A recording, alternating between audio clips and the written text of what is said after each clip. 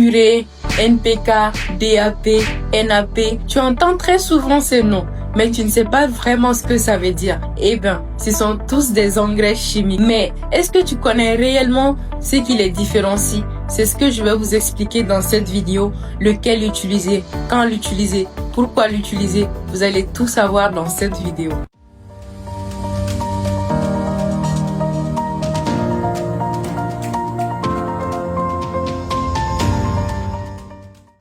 Déjà, avant de commencer, il y a 3 éléments de base dont la plante a réellement besoin. Et c'est les 3 éléments qui constituent l'engrais en général.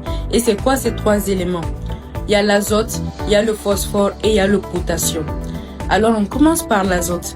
L'azote, ça permet de développer la partie végétative de la plante. C'est-à-dire les feuilles, la tige, la plante devient plus vigoureuse. Ça, c'est le rôle de l'azote.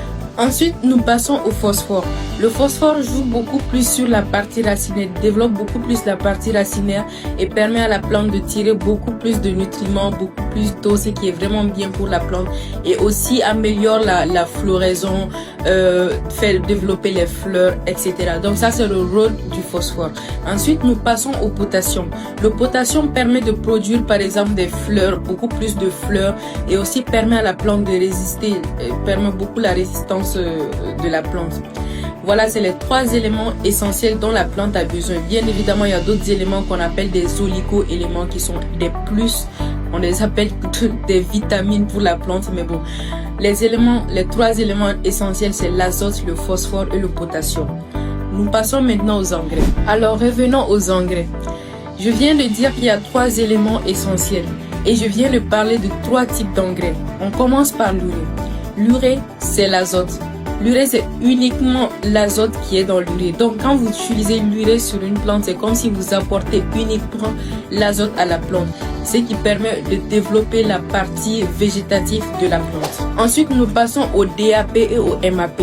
Je l'ai dit en même temps parce que c'est de l'urée plus du phosphore. C'est les 2 éléments qui sont dans le DAP et le MAP, même si les compositions ne sont pas trop les mêmes. Et je ne veux pas rentrer trop dans les détails pour la différence entre DAP et MAP, mais les deux, c'est plus l'azote et le phosphore, mais beaucoup plus de phosphore que d'azote. Donc si vous voulez vraiment apporter du phosphore à la plante, vous apportez de DAP et du MAP.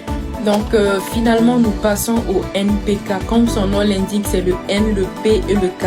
Le N, c'est l'azote, le P, c'est le phosphore, le K, c'est le potassium. Je ne sais pas s'il y a des chimistes parmi nous. Donc c'est vraiment le mélange de ces 3 éléments essentiels. Et il peut y avoir beaucoup de compositions de NPK, il peut y avoir beaucoup plus de P que de K, beaucoup plus de K que de N. Bref, il y a beaucoup de compositions et ça dépend de quand est-ce que vous les apportez à la plante, quand est-ce que la plante a besoin de ces éléments. Donc chaque apport que vous faites à la plante, il faut savoir exactement quand est-ce qu'il faut les apporter, qu'est-ce qui vient avant quoi. Bref. Je vais pas trop rentrer dans les détails dans cette vidéo. Je m'arrête là pour aujourd'hui. Et j'espère vraiment que vous avez appris quelque chose dans cette vidéo. Et si vous êtes intéressé par... si vous voulez en apprendre plus, n'hésitez pas à m'écrire en consultation privée. Et voilà, j'espère que vous avez appris pas mal de choses dans cette vidéo. Et je vous invite à me suivre sur toutes mes pages pour plus d'autres vidéos. Merci.